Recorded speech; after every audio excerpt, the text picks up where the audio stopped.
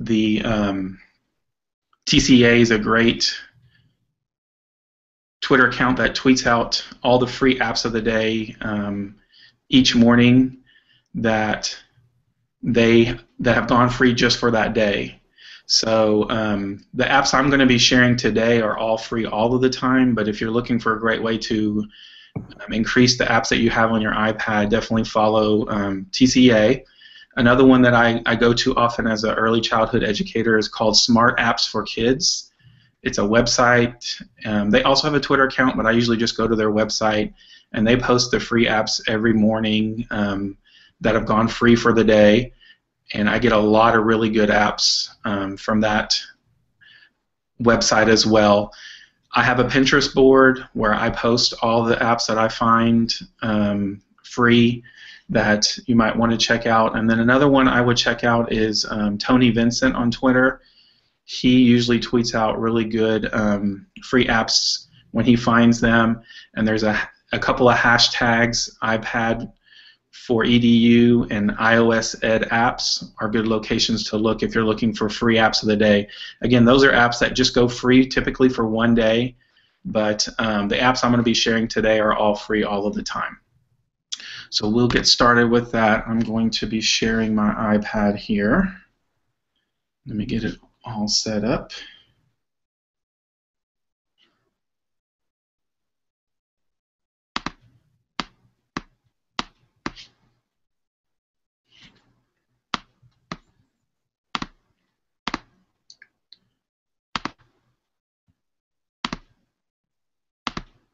Okay, if you're not able to see my iPad, if somebody will just type that in, but I believe everybody can see that on there. So these are the main apps that I'm going to be going over today. Hopefully some of them are familiar to many of you, and hopefully, obviously, there's some new ones on there. The first app on the top left, I'm going to be kind of going in order. The first app, and I know it's kind of silly to put it on there, but I think it's the most underused app on the iPad, and that's the camera app. This is one that I think that, especially in elementary education, that we need to be using more of. My classroom uses the camera and the video constantly.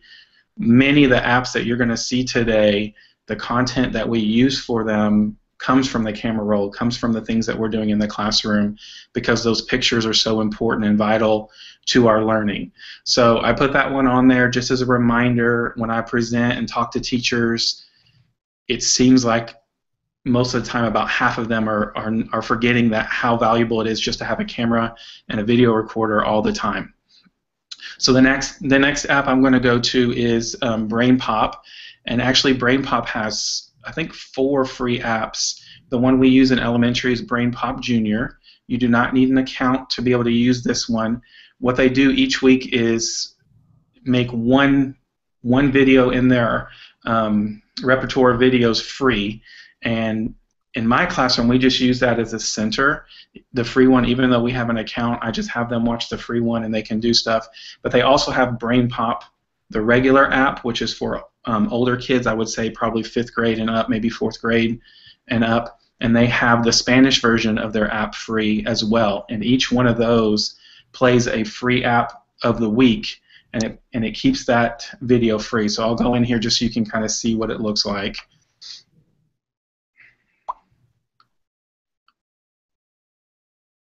And so this week, the movie of the week is Lewis and Clark.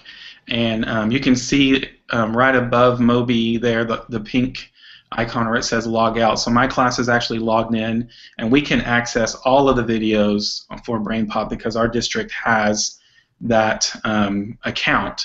If you didn't have that, it would say log in, and you would just play this one free movie of the week. The only drawback I found with this is you really don't know what movie they're going to pick for the week until Saturday or Sunday when they make it free, so it's kind of hard to plan ahead. I don't worry about that because BrainPop has so much built into it. When the kids get done with a video, they can take quizzes, there's activities built into it, and so it's kind of a center in itself in my classroom, and it's great for science and social studies, and occasionally they have some math things in there. So if you don't use BrainPop, any of their free movie of the week apps, I highly recommend doing that. And I would check and see if your district has an account. A lot of districts in Texas pay for Brain Pop, and so all you have to do is log in, and it keeps you logged in, and the kids can access other videos. The next two apps I'm going to show you are augmented reality apps. They're two of my favorites. The first one being called AR Flashcards. It's the one with the monkey. And then a lot of people have seen the Color Mix app where the kids color. So I'm going to show you those two. For early childhood, the flashcard app is a great way to increase excitement or novelty with learning letters. And so I'll just give you an example of that one. I'm going to open the AR flashcards so you can see it there.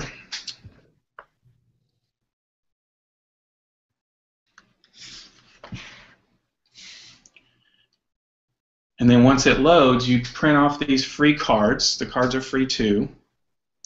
And then you can see when it recognizes the card, one of the things will light up for it. And when they click on it, I don't know if y'all can hear that. I'll turn it up just a little bit more. It'll tell them the letter and the name of the animal. So there's obviously all 26 of them. They also have dinosaurs that go with this pack. And again, for my kids that really are struggling with letters, this is a fun way just to get them practicing their letters. And then at the end of the year, we do kind of fun things where I let the kids spell their name or spell a sight word. And when you put all of them in there, it will show all of them if you get it situated just right.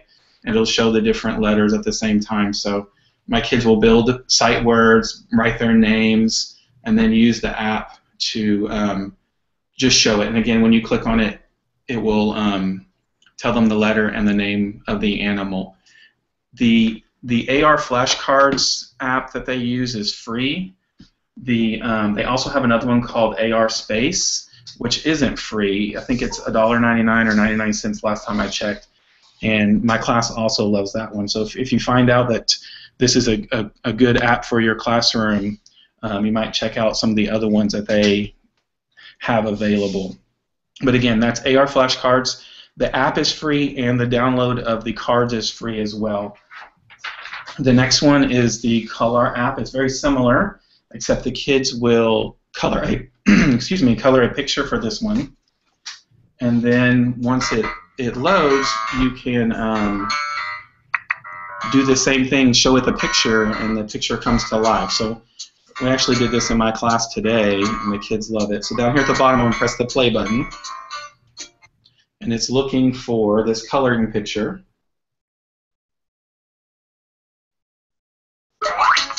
And then once it recognizes it, you can see it comes to life.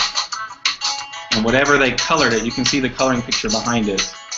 Whatever they colored it will be the actual decorations of the tree and the bird and everything on there. The Color app is free as well. The download of the first set of coloring pictures is free. They also have a holiday pack that is free. And then they have a couple other packs that cost money, but the last year I've been doing it, we've just used the free ones, and we've done a special activity. This is a great thing to introduce to kids at the end of the year if you're looking for end-of-the-year activities that involve technology. The kids could take a screenshot of their animal, which is what we did in my classroom today, and then tomorrow they're going to use that picture to write about their bird and talk about it and talk about its qualities and use adjectives and different things that fit my kindergarten classroom. But for whatever grade you teach or whatever grade you're teaching at the time, they can use these apps as ways to tell stories. And that's one of my favorite things about some of these apps and this technology is that it gives kids that novelty and that excitement, especially about writing. So I'm going to keep moving on because I have a lot that I wanted to share. The next one is definitely for the younger kids or kids that are struggling with letter ID and letter sounds. These apps by Spelling Magic are really good. They're all free. I want to say they have 10 or 15 different ones. Here's just a quick example of one that we use a lot in the classroom. Men. And so they have to sound out the word, and when they put their finger on it, it says the sound.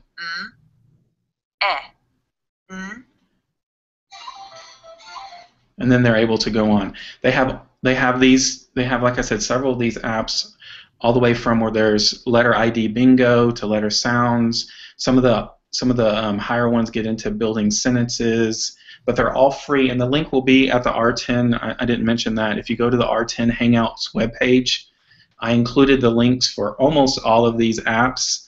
There's a couple more that I added kind of last minute that aren't on there, but I'll get those to them so they can add them to that link. And I'll also post all the links on my blog in the next day or two for this video, so that if you're having trouble finding some of these, you'll have the links. But those, as far as just practice skills, those apps are really good. I don't use a lot of them in my classroom early in the year. I use them more as the kids get used to using the iPad. But it's good to have them when you're looking for specific content for a child. The next app is called Venn Diagram. This app I found last year. Let's see here. And it's by Read, Write, Think. It is free, of course. All these apps are free that I'm showing. You can see you can have different users on there. This is my teacher iPad, so there aren't any kids on there. Just use it for me. So I'll click my name and use it for me. At the top, you can see you can open projects or you can create a new project. I'm going to open one here, and I just have a sample one here that's Molly and Tim. And we use this in my classroom a lot. Believe it or not, my kindergarten kids are really good at Venn diagrams. We start off with paper ones. We do a lot in the classroom. But this is one that I use starting the first week of school where the kids can do it large group. And so this gives them an idea of seeing how to make Venn diagrams. But here's an example of two kids. And what I like about this app is by the save feature, I can preload a Venn diagram and have it all set up for the younger kids. So you can see on the left there, I have several foods, and I can go back here to one that I've actually used here, where I'll tell two kids, and once they open the app, you can double click on the where you see the pink circle, the number 1, and you can label it whatever you want to label it. So this child would label it their name, and so if this was Sally, and they can pick what color they want, which they love for their side, and then their friend does the same thing, and then they work together to sound out the words and drag them where they go. So they both like pizza. Does only Tom like pizza? However you want to do it. The downside to this app, what I'm hoping they get to at some point, is allowing images, which they don't. So it has to be words. There isn't a way to add images at this time, but I hope that happens. And then when you're done, you can save it, and it's saved on there.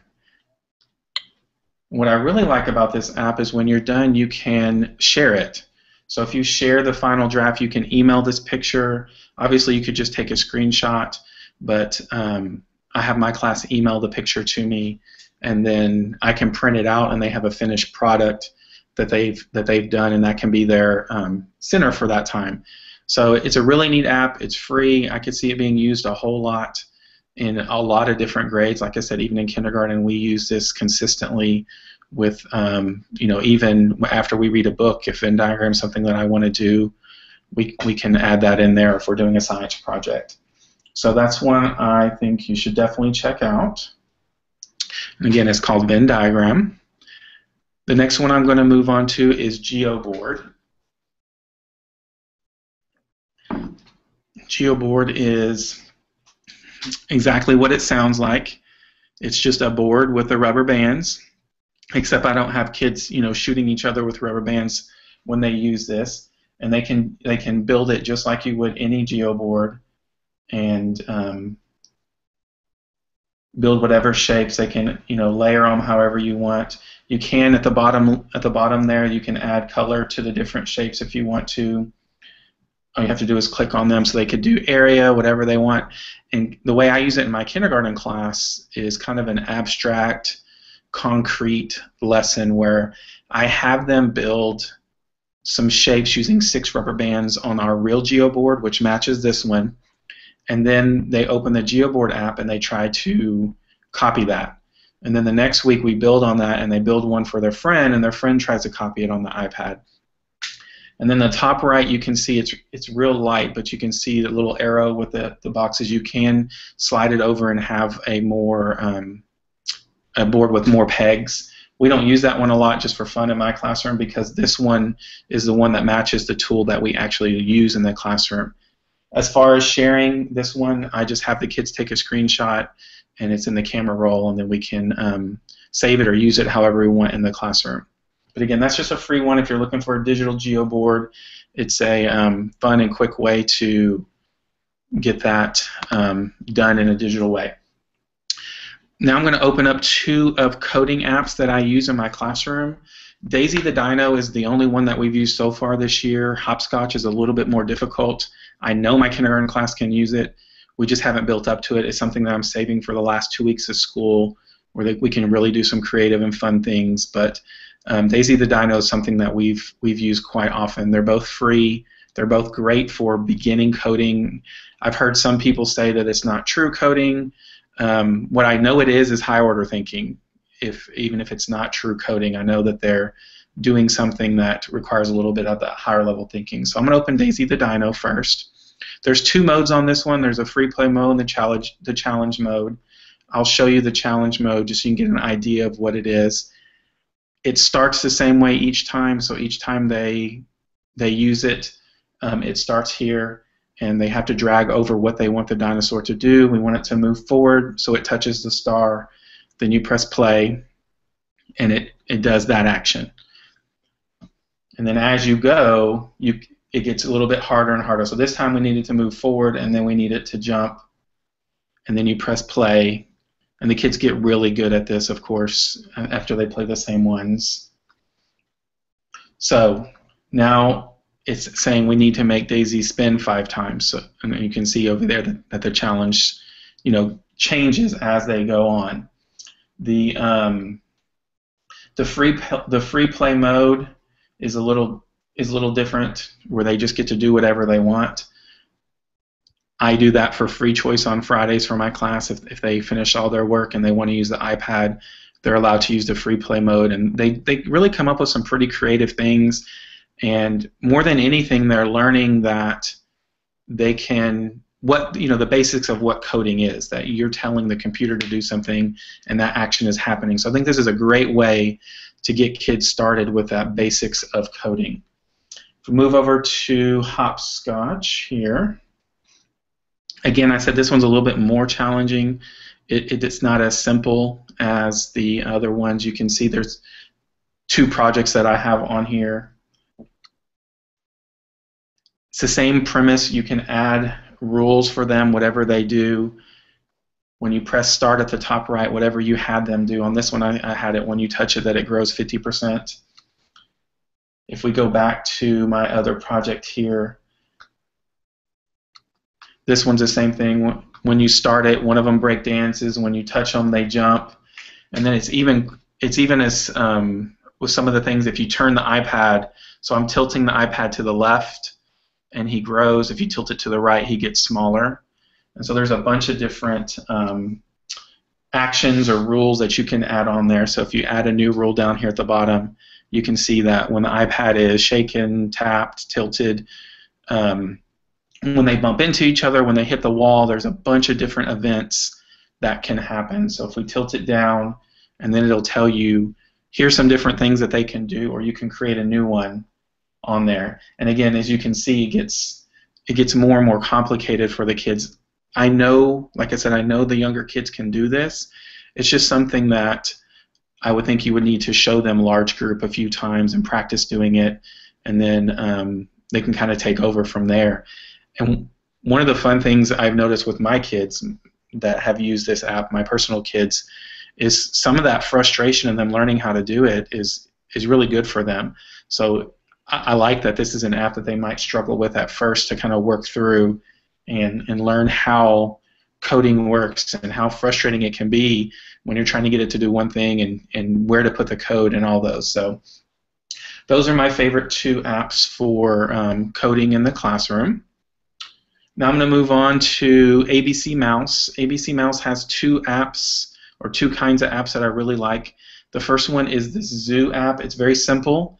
They have 3 different sets of these.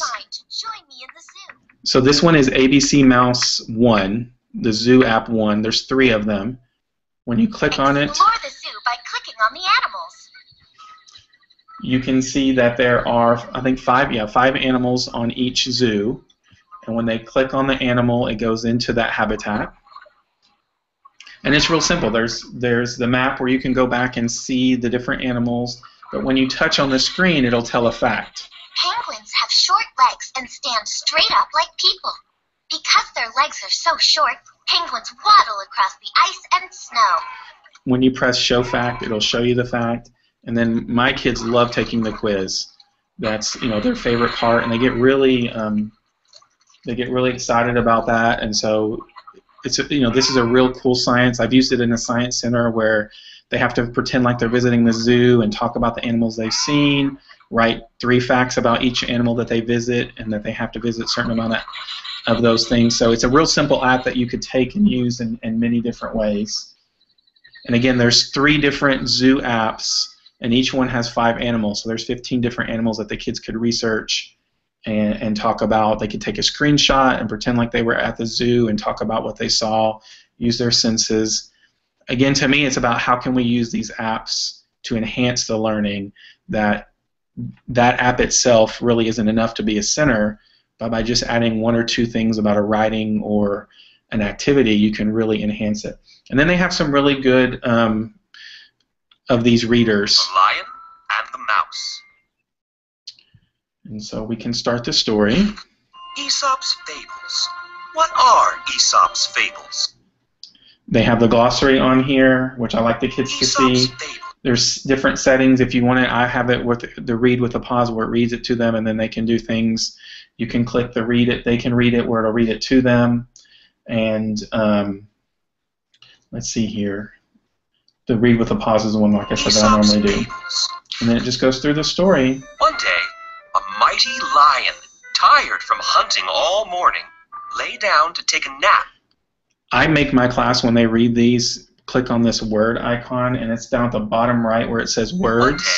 One day, a mighty... So after they hear the story, I have them click on here and try to read it, and as they click on each word, it tells them the word. So for my emergent readers, this is a great way for them to build their confidence in their reading, that they can read it if they need help. There's a teacher there built into the iPad for me that will help them sound out the word and know what it is. So I want to say they have 6 or 7 of these different apps, and those are my favorite kind of readers, the ones that have that kind of interactive part where they can press it and it'll say the word to them, and they don't just have to read to each other. It doesn't just have the option where it reads it to them. There's other things that they can do within the app. So that's ABC Mouse. Again, they have the 2, the zoo, and they have some of the readers. The next one, the one next to that, is called Haiku Deck. I'm sure many people have heard of Haiku Deck. I know occasionally there's some people that haven't. The best way to describe this is a PowerPoint type app that's extremely simple. It doesn't have all the bells and whistles that PowerPoint has, but it's a really sleek and quick and efficient way to make presentations for kids. Just press the plus at the bottom. You can add a new story, title it whatever you want.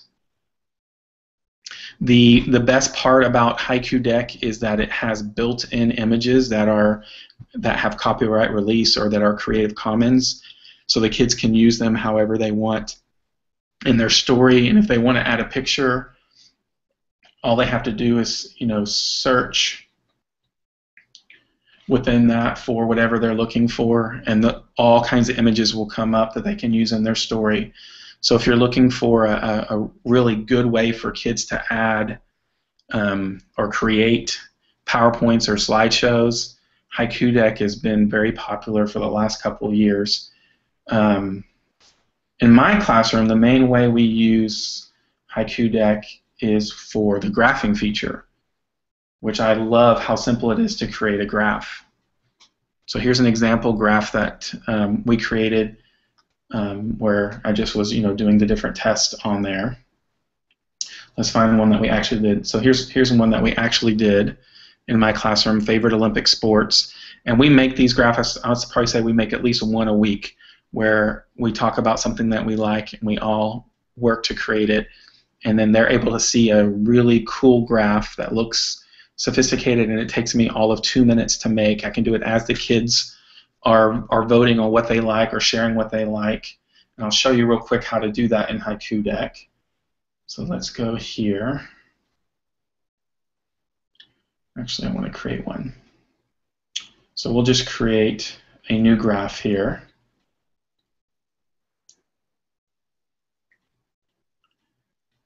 And then when you press the picture icon, right next to the picture icon, the blue rectangle at the top you see the little pie chart there. When you click on the pie chart, you get the different graph options.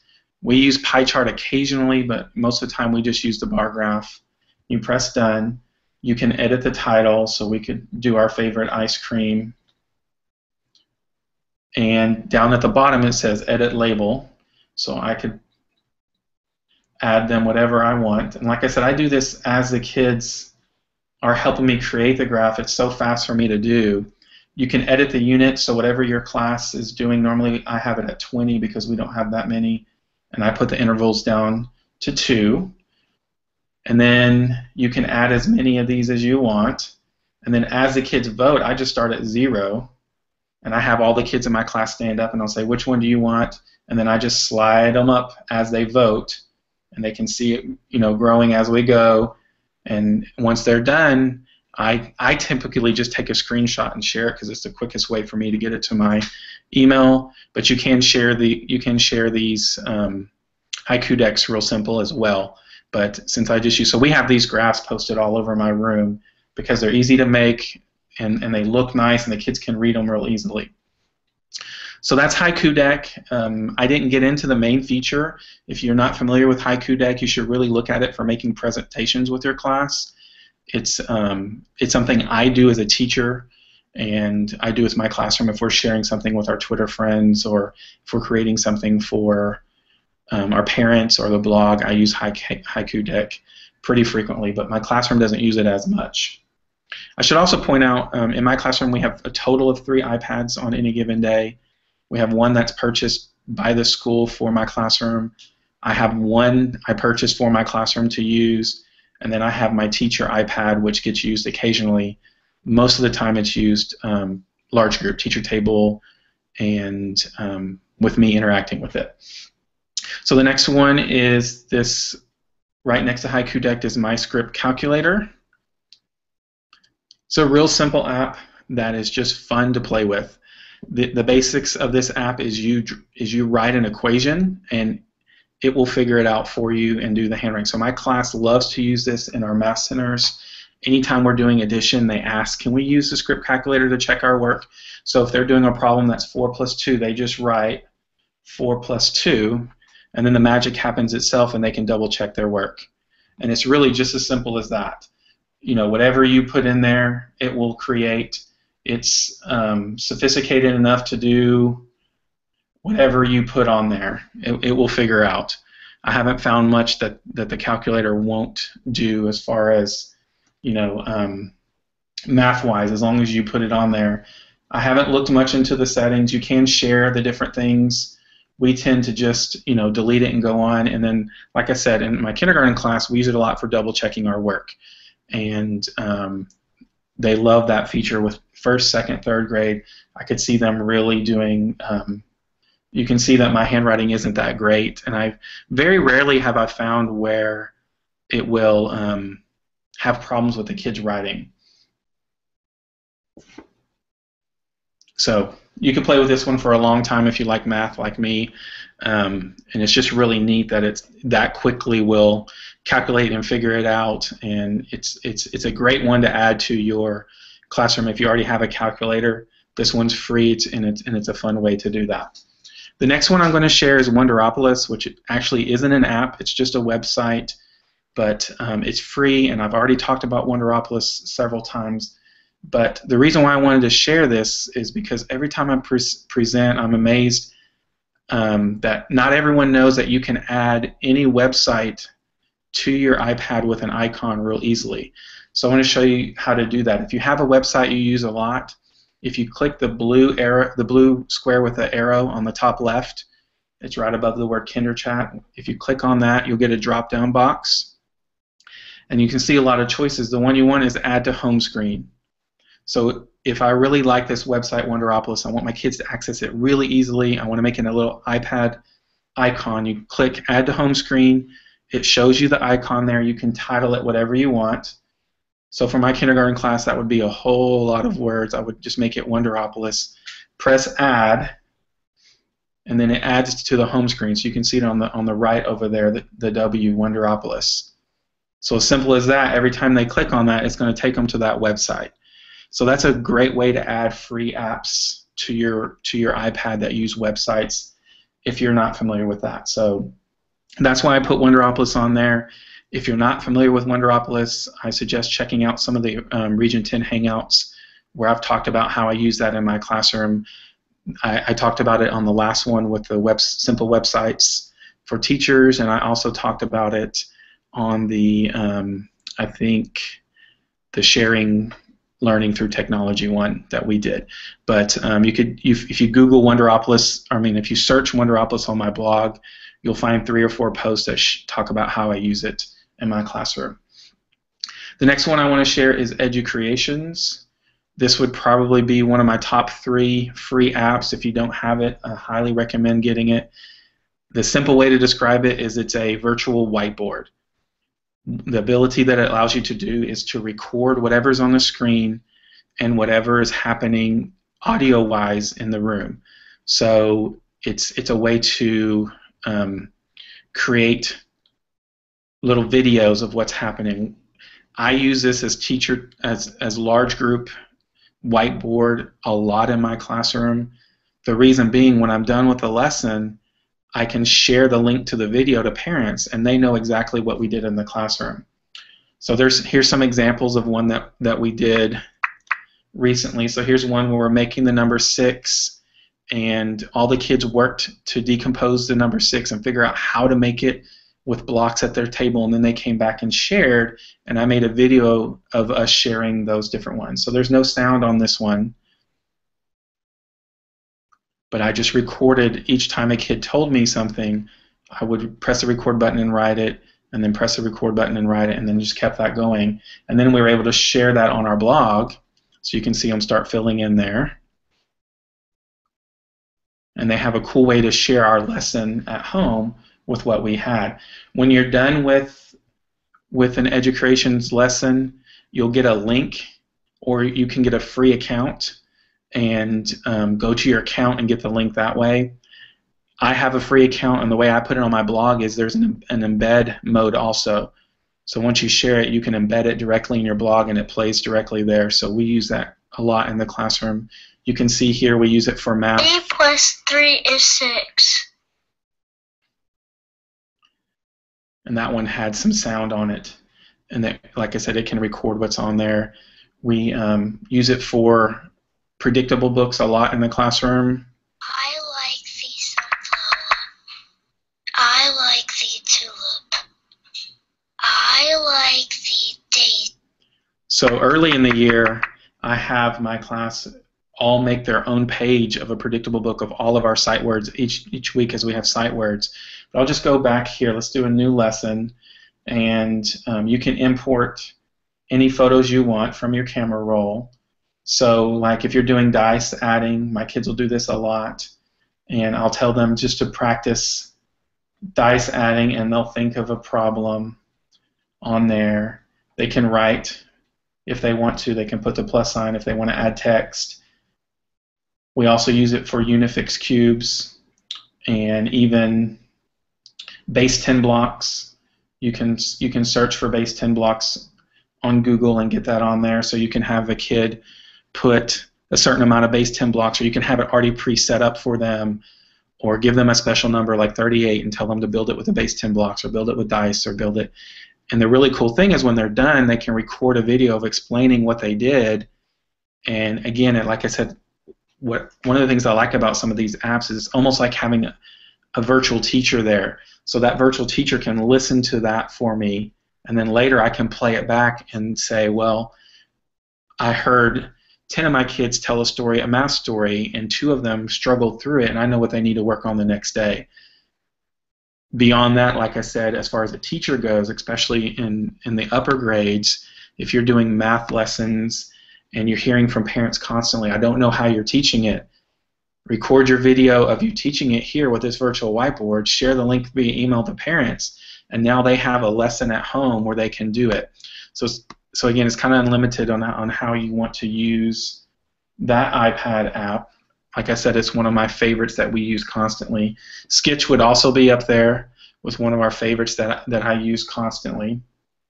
Skitch is a real simple app in that it's basically for labeling. Over here on the bottom right, you see the little arrow, and here's your choices.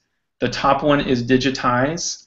I use this one on my blog and Twitter. If I can't have a certain kid in a picture, you just draw a square over what you want digitized, and their face is gone. And then you save that to your camera roll, and you have a real quick way to share on your blog or Twitter or whatever you're sharing. If you can't share names, I block out names a whole lot. The other tool we use a lot is the kind of highlight tool. You can highlight different things. So if the kids are working on a certain project, they can highlight and show me. And the one we use the most would be the arrow and the text tool. So the kids can type whatever they want to show me, and then they can create that different ways on there. So you can see they can drag and drop. For younger kids, a really neat thing that I found last year that I started doing is I started putting these little coloring pictures on our camera roll for the kids to use in a literacy center, and their job would be to label at least 5 things on the picture, and then they had this really cool picture they could color, and they're working on literacy, but it kind of enhanced that where it gave them something they were excited about because they got to pick the picture, they got to color and decorate, and they got to label whatever they wanted. So that in my class they work in pairs of 2, they'll label anywhere from 5 to 8 words, sound it out, and then they'll send it to me via email, and I'll print that as their center, and they can color it later during their free time. For older kids, imagine finding a diagram of something you want them to label in science, or have them label a map of the city that you're talking about, or label a prehistoric animal and describe different things they want about it, or a historical figure. And label different things about them. So the fact that you can import any picture you can find on the web and use and label it and put those things on there makes it a very, very useful app in the classroom. So EdgeCreations and Skitch are probably the 2 we use the most in my classroom overall. Class Dojo is right next to Skitch. The majority of people in the world are using Class Dojo for behavior management.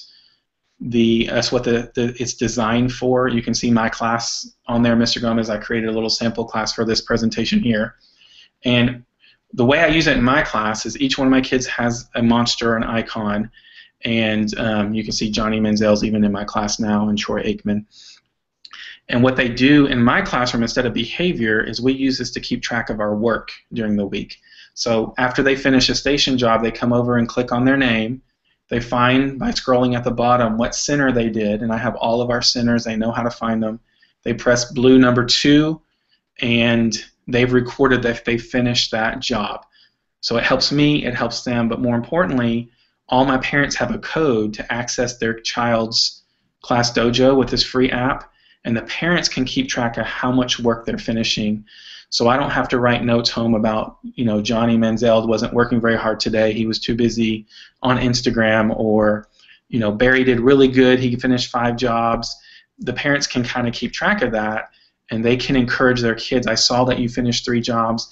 It also keeps track of the time when they finished it. So if we go and look at Amber here, you can see on Tuesday at 5:12 p.m. she finished 1 job.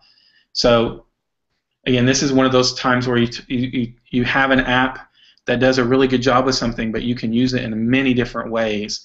So I knew this app was simple for parents to use. I knew it was simple for kids to use, and I knew that it connected the class and home. And so that's how I came up with the idea of using it for stations. But there's many other ways that you could use this app because it has a connection between home and school. Like I said, it's free and easy to use. And they even added a new chat feature. They added a feature where the little monsters, you can put whatever picture you want, so you could use your kids' pictures if you want.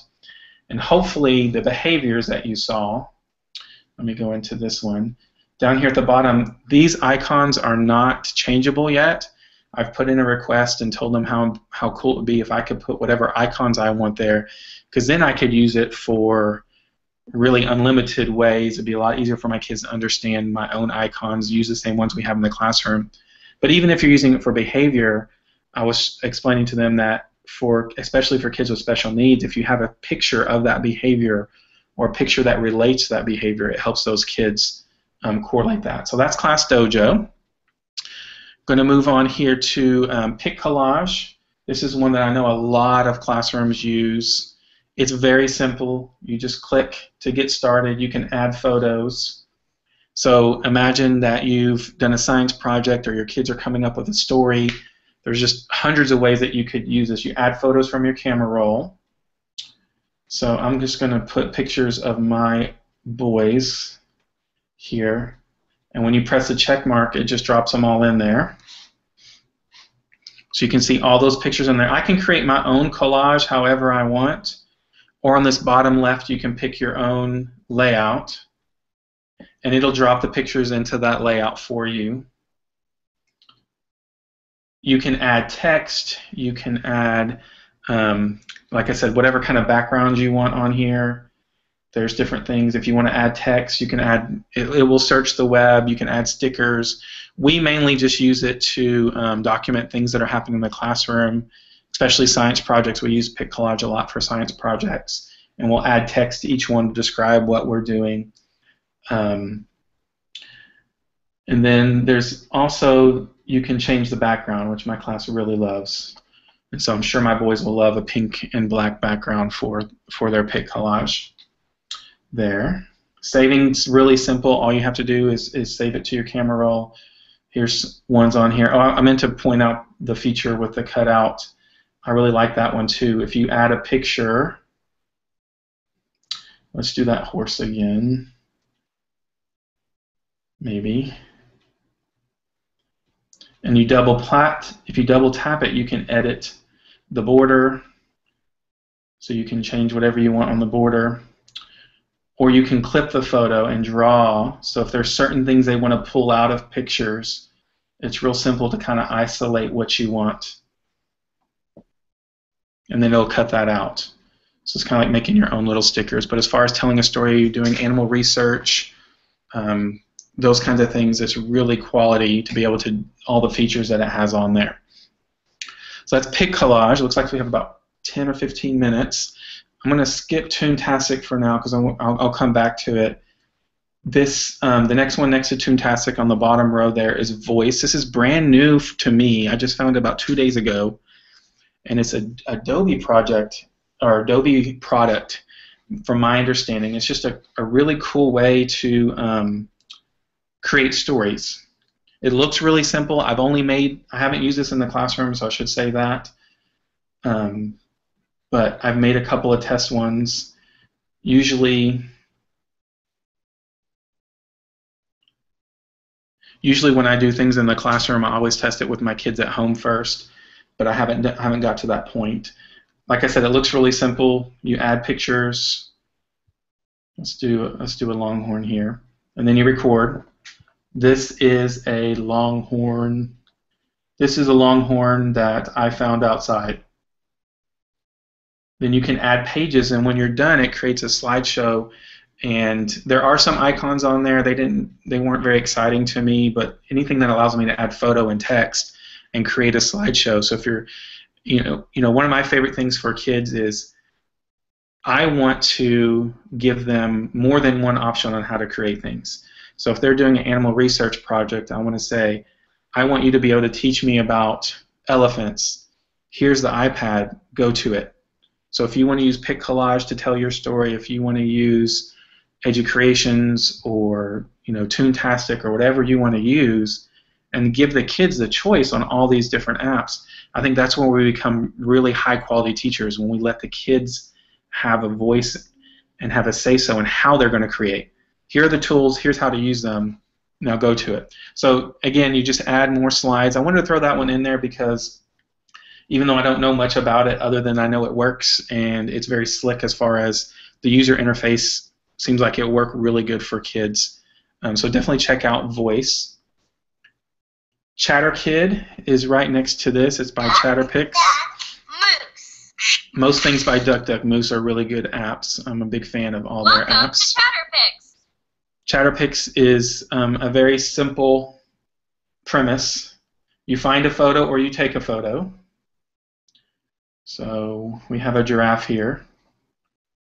Once you have your photo, you press Next. And now you draw a line where you want that photo to talk, and then you record. Record in 3, 2, 1, go! I am a giraffe. I have a very long neck.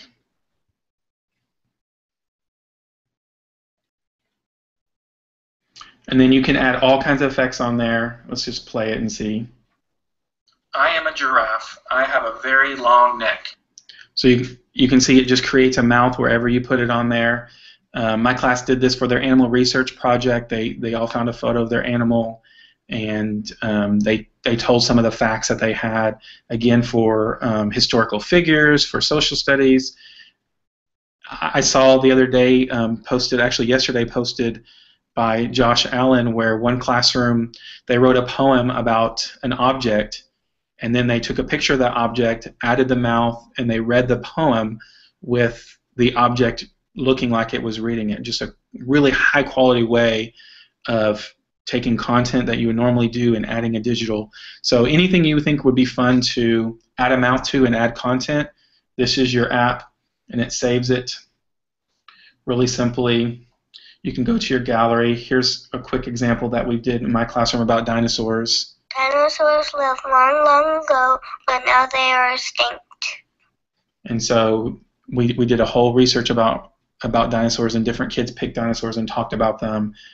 And then we put them on our blog and shared them. So it was really fun, a little project for the class to do. Next to ChatterPics is BlockUpy.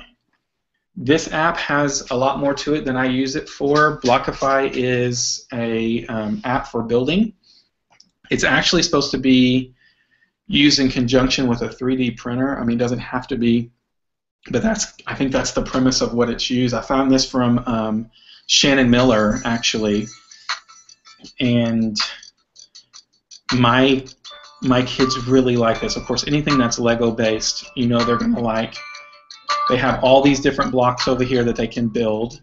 It's castle based theme, so there's another little plus as far as, you know, kids liking it, and then they can build whatever they want. So this is kind of the free play mode. But when you go over to the mode where they have to build things, there's different ones on here. So this one, the only one we've done is a tutorial.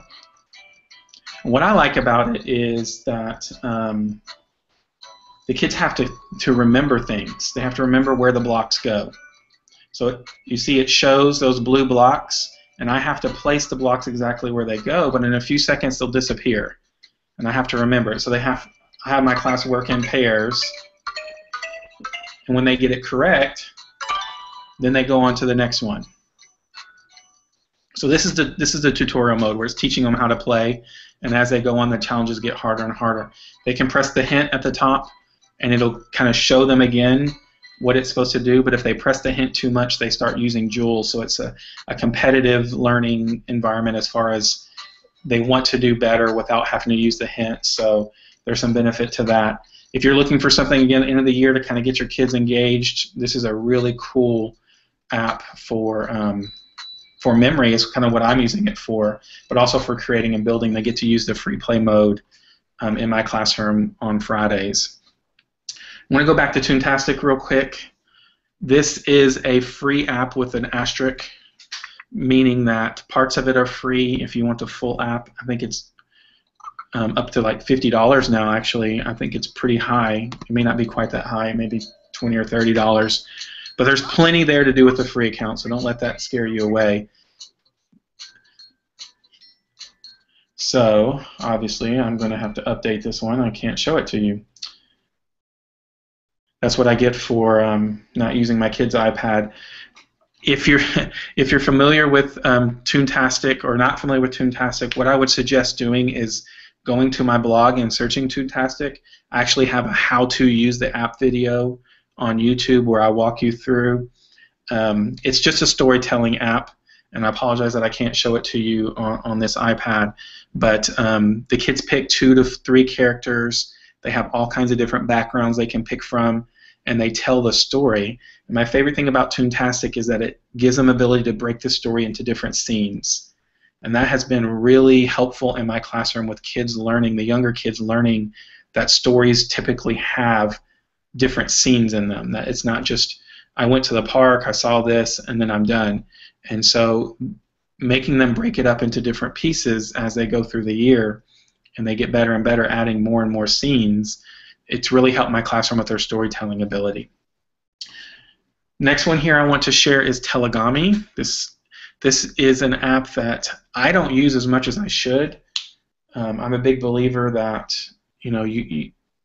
we have too many apps, we have too many things, and that you should pick 5 or 6 and get really good at them and get really good at your class integrating them and give your class choices and picking from them when they're creating things. But this is one that I use mostly for creating how-to centers. So if I want my class to do something on the iPad, I'll create a Telugu Me for them and explain, you're going to open this Haiku Deck, you're going to make this, and so it's a quick way for me to make a video.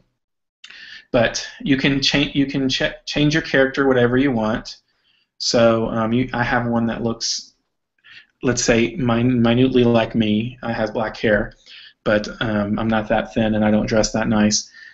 But the kids think it looks a little bit like me. You can change how your character feels on there. You can change the background, which I like doing a lot with my class when we're telling a story.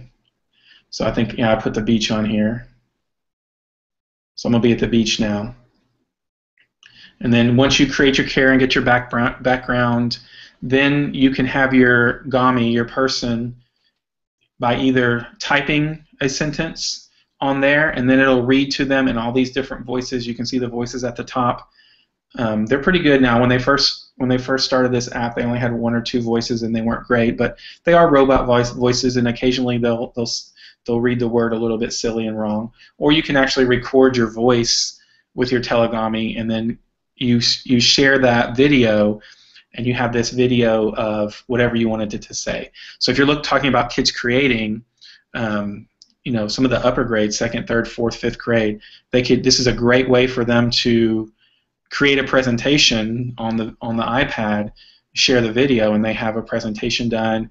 You can incorporate different pictures in the background for your presentation. So if they're talking about like the water cycle, or they're talking about a certain animal, there's a lot of different ways to incorporate that into this app. I think they're limited to 30 seconds on the Gamis, what they call the finished product. Last time I used it, that's what they were limited as. And but I like that it's real simple and quick way to create a video without using the kid's image. I know that's an issue a lot of times in classrooms, that I have this really cool video I want to share, but I can't have the kid's picture. We'll have them create it with an avatar, and then they're done with that. That kind of wraps up. I have a couple free apps. I'll just put them on here. I had some backups on there. Dropbox is one of my personal favorites as far as files. I have access to all of my files anywhere I go. Google Drive, of course. 30 Hands there on the top left is another way to create presentations. I know a lot of the early childhood classes like 30 Hands. I prefer some of the other apps I'm going to share next week on my Apps for Creating webinar, but I know 30 Hands is popular. If you don't have Google Earth on your iPad, definitely get it on there quickly. And then those science ones, 360 Science, I would say it's probably 2nd grade and higher as far as the content, but it's really cool content. It's just tons of videos about science. And then the NASA app, you could live your whole life looking at the NASA app and never get through all that's on there. So I'll go back one more time to this screen in case anybody is looking one last time at what they want to write down. Were there any questions on here? I see here. I don't see any questions yet. Does anybody have any questions before we shut down the webinar? You're welcome to turn your sound on if you want to talk instead of typing. Is it possible to get a list of the apps? I've been listening and participating on my way home, so I've been driving, and I haven't been able to take notes. Yes, if you go to the R10 Hangouts webpage, so if you just Google R10 Hangouts, it should come up in the top 2 or 3. They have all my webinars listed there, and there'll be a list of most of the apps. Okay. Also, if you follow my blog, I'll be adding those, and there's 2 or 3 that I didn't add to the R10 one. I forgot to include them. I'll make sure those are all on my blog, but yes, you can find them both those places.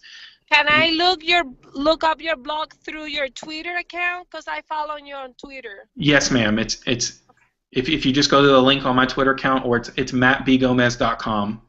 Okay, perfect. Same as my Twitter. And just to point out, over here in the group chat, she posted the code for this Hangout for you to get credit for that.